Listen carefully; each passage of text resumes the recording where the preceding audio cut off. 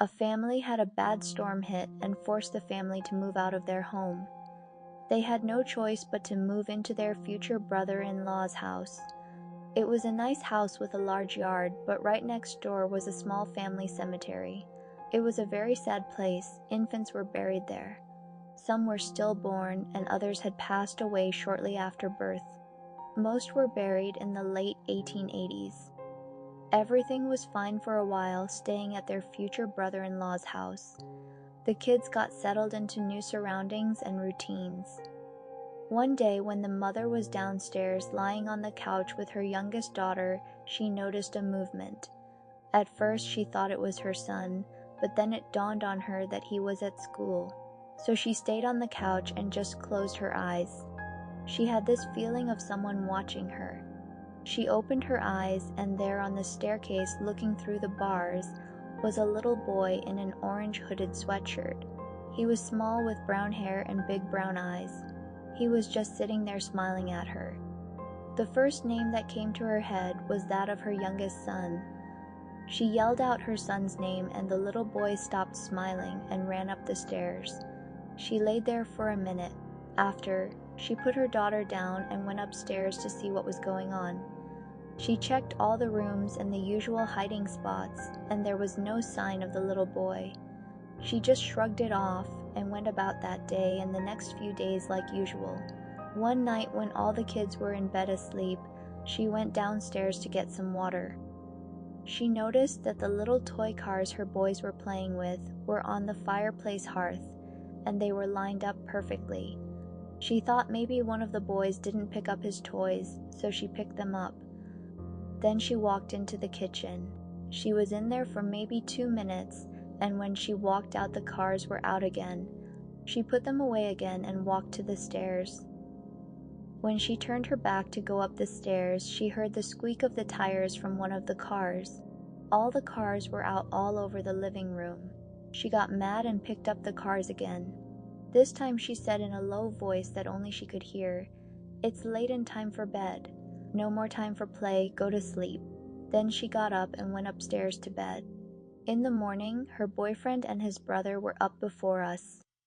She could hear them talking about the kids not putting their toys away.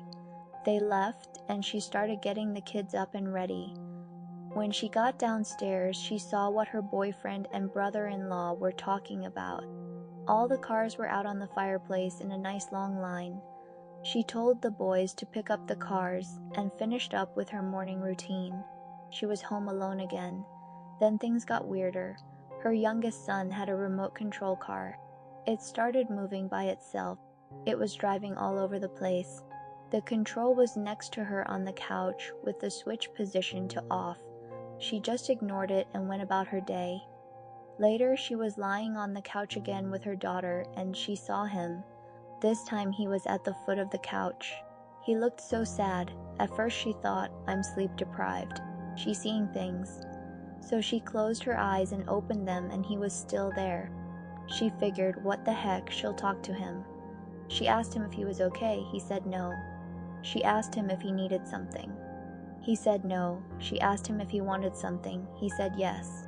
She felt a little uneasy when he answered that question. She took a deep breath in and asked him, "What do you want?" He looked at her and said, "I'm sleepy. Can I lay down with you, Mommy?"